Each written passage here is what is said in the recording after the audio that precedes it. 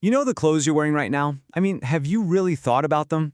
It's kind of wild, but every single thing you wear, from your socks all the way up to your hat, is speaking a secret language. A language that's written in thread.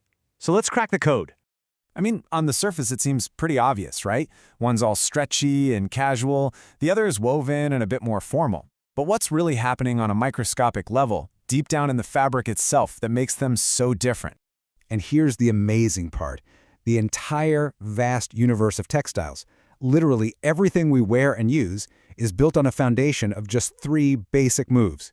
And once you learn to spot them, you're going to start seeing them absolutely everywhere. First up, we've got a technique called intralooping. And the name itself gives us a huge clue. Intra means within.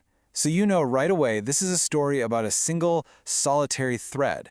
So, the most important part is right there in the definition. It's a loop passing through another loop. But here's the key.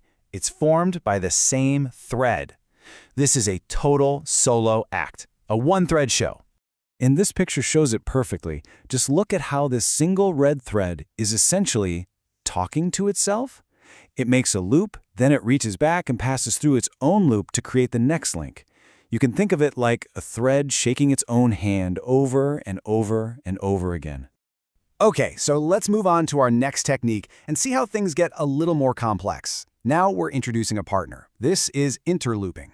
Inter means between or among, so you already know we're dealing with more than one player this time. And yep, the definition confirms it. It's still a loop passing through a loop, but this time, and this is the big deal, it's a loop formed by a different thread. This is where the teamwork begins. And this slide just makes that relationship crystal clear. You see the red thread making its loop, but instead of connecting back with itself, it links up with a loop made by that yellow thread.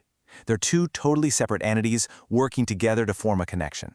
So, we've seen a thread looping with itself, and we've seen threads looping with each other. Our third and final technique, interlacing, well, it changes the action completely. We're not looping anymore. The key words to remember here are over or around. It's not about passing through a loop at all. It's about crossing paths. It's a totally different kind of connection. And this is the perfect way to picture it. See how the yellow and red threads aren't making chains? They're simply crossing over and under each other, locking one another in place.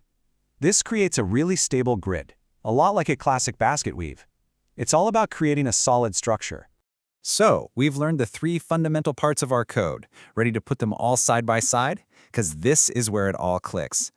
Looking at our 2 looping techniques right next to each other, the difference just pops, doesn't it? On the left, intralooping is one thread creating a chain all by itself. On the right, interlooping is 2 threads creating a chain together. It all boils down to that one simple question: how many threads are in the conversation? And this table right here, this is our ultimate cheat sheet.